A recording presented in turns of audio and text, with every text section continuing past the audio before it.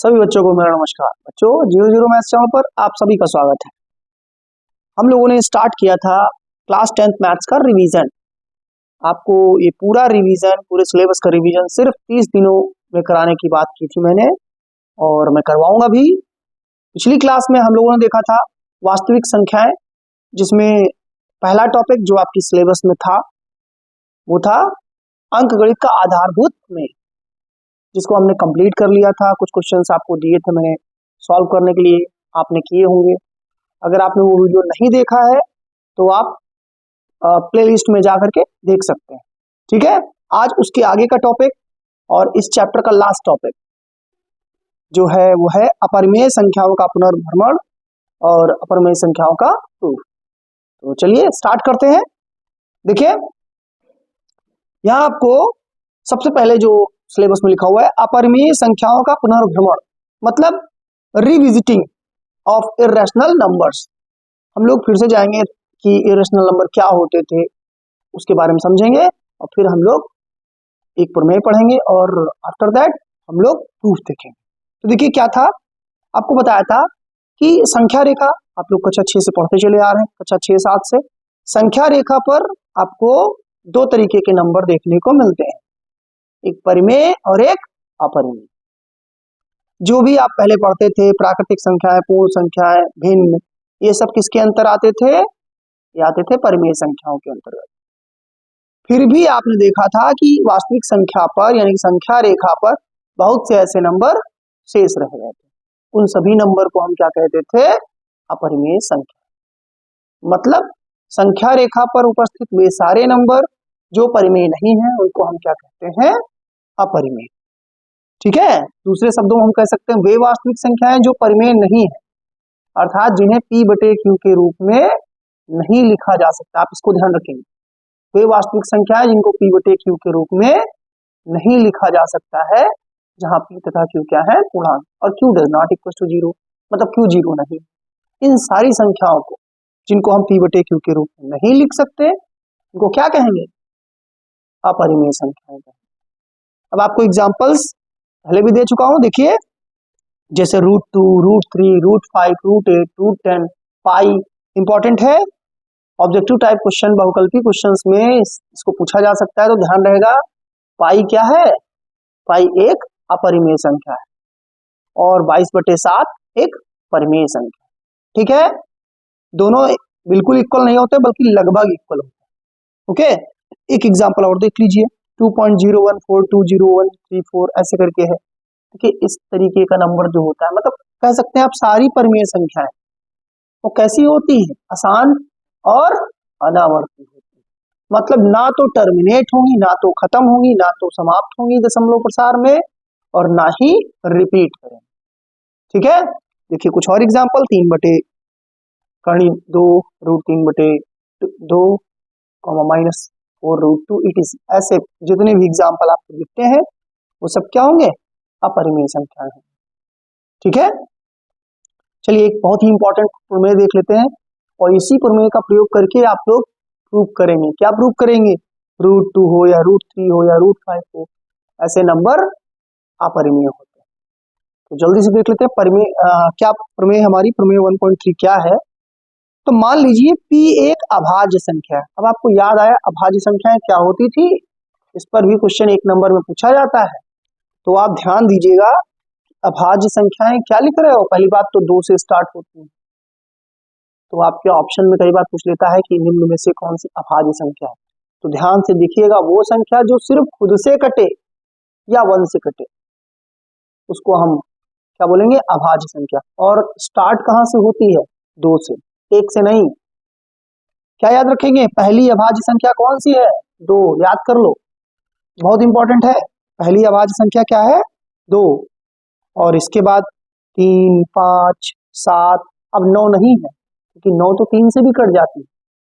11, 13, ऐसी जितनी भी संख्याएं हैं वो सब क्या है? अभाज्य संख्या है।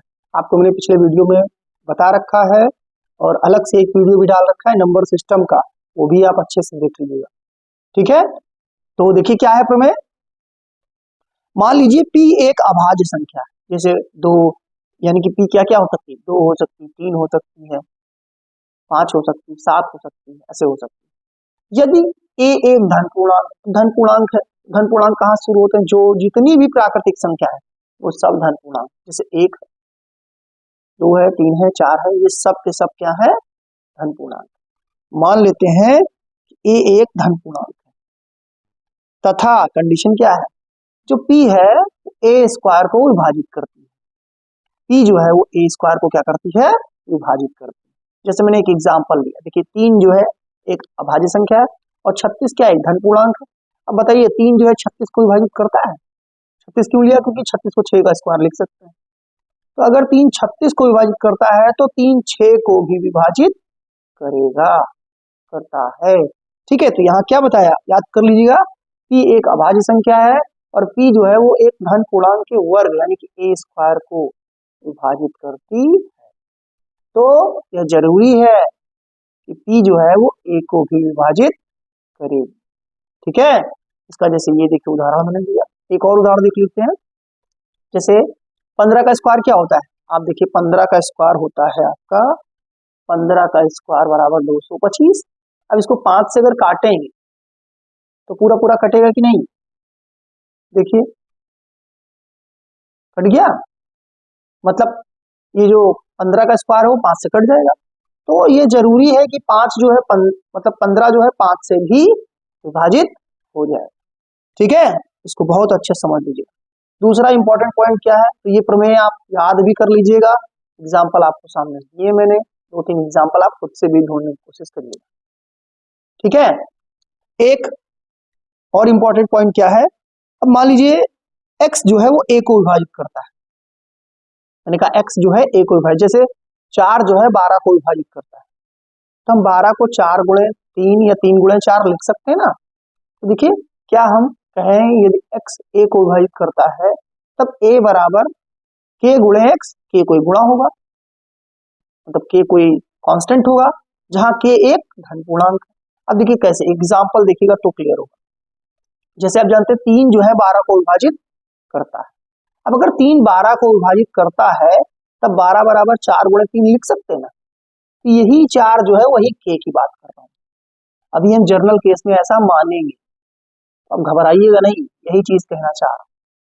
अब आप दूसरा एग्जाम्पल भी देखिए, जैसे 5 जो है 65 को विभाजित करता है, कितनी बार करता है, 13 बार, तो 13 गुणे 5, 65 को मैं 13 गुणे 5 लिख सकता हूँ। अब बताइए के बराबर यहाँ क्या है, 13। चलिए नहीं के लिखा जाए, यहाँ कोई और दूसरा कांस्टेंट मान लीजिए, आप बी मान लीजिए, सी मान लीजिए, डी मान लीजिए, जो मन करे, एक जर्नल मानना है, ठीक है ना, इस तरीके का। तो देखिए एक और आपके नोट है जो ऊपर मैं बता भी चुका हूं, प्रत्येक परमेय संख्या को p बटे q के रूप में लिखा जा सकता है। मतलब अगर p बटे q के रूप में लिख सकते हो जहां p और q पूर्णांक है तो परमेय, नहीं लिख सकते हो तो अपरिमेय। ठीक है, सिद्ध कीजिए √5a का परमेय संख्या। अब इस क्वेश्चन को ध्यान से देखिएगा, इसमें मैंने बहुत सी थ्योरी कट कर दी। कैसे कट कर दी है वो आप देखिए।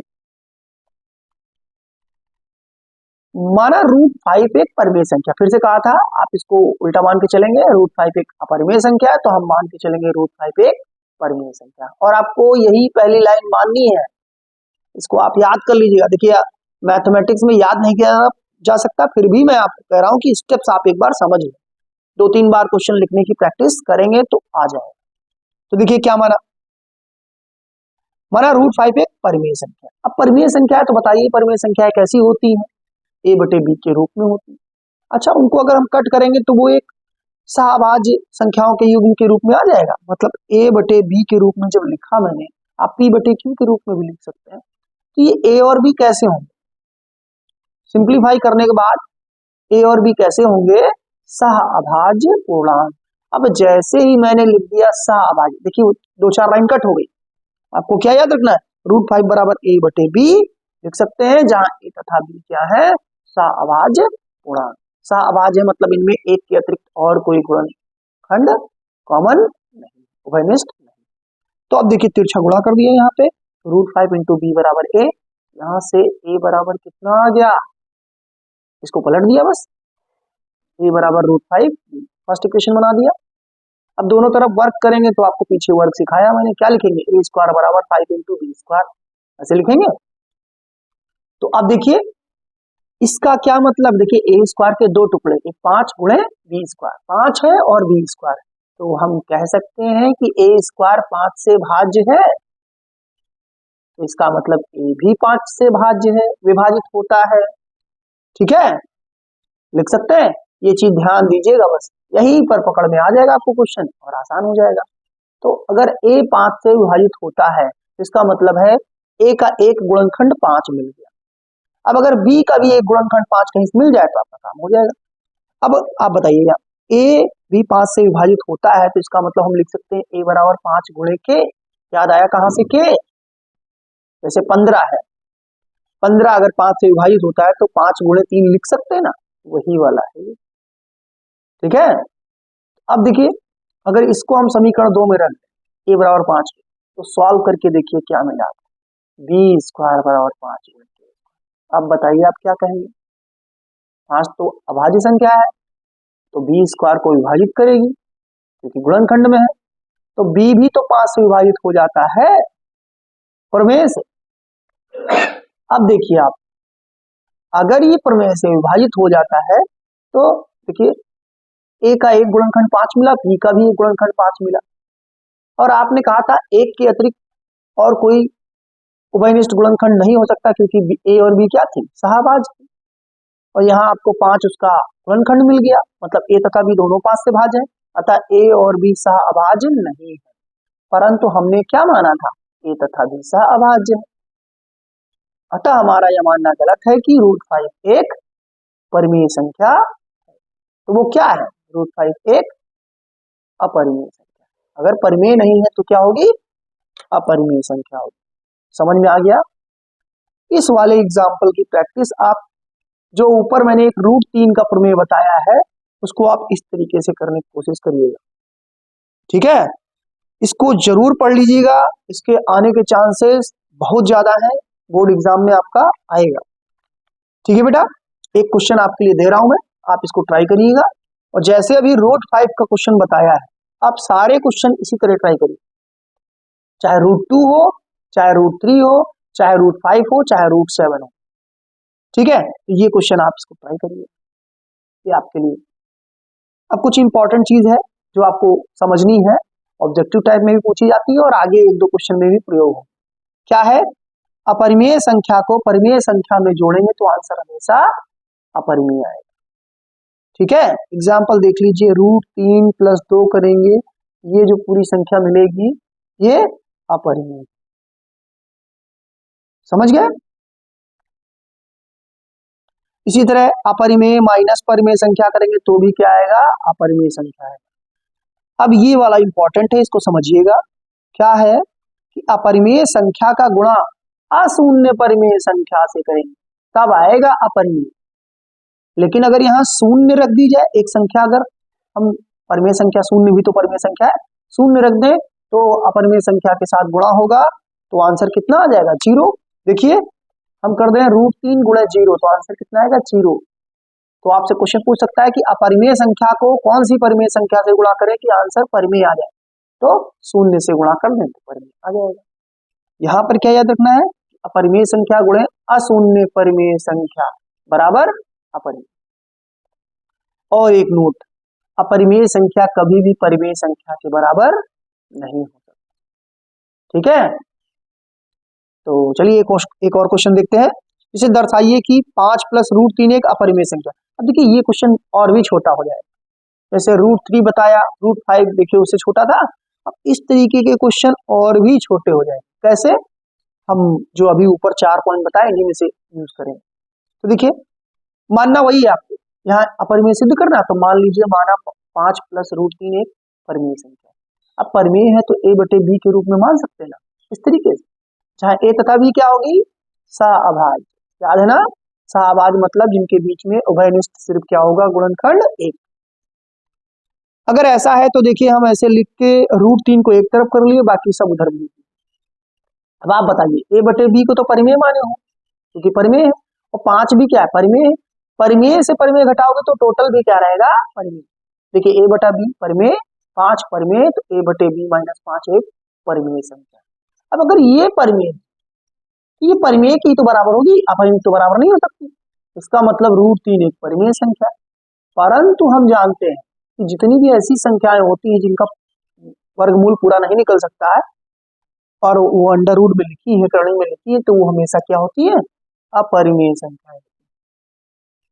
ठीक है, मतलब कि हमारा मानना गलत हो गया कि 5 प्लस √3 एक परिमेय संख्या। तो सही क्या होगा, 5 प्लस √3 एक अपरिमेय संख्या।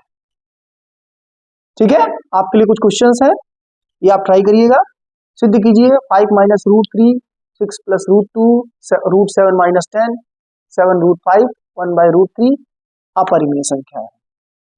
ठीक है, ये आपको देखना है। तो आप देखिए, एक क्वेश्चन मैं और बता दे रहा हूं जल्दी से। क्या है क्वेश्चन, क्योंकि मल्टीप्लिकेशन वाला क्वेश्चन नहीं बताया, ये आपके बोर्ड एग्जाम में आया हुआ क्वेश्चन है। तो सिद्ध कीजिए 3√2 एक अपरिमेय संख्या। जैसे अभी किया था वैसे करेंगे।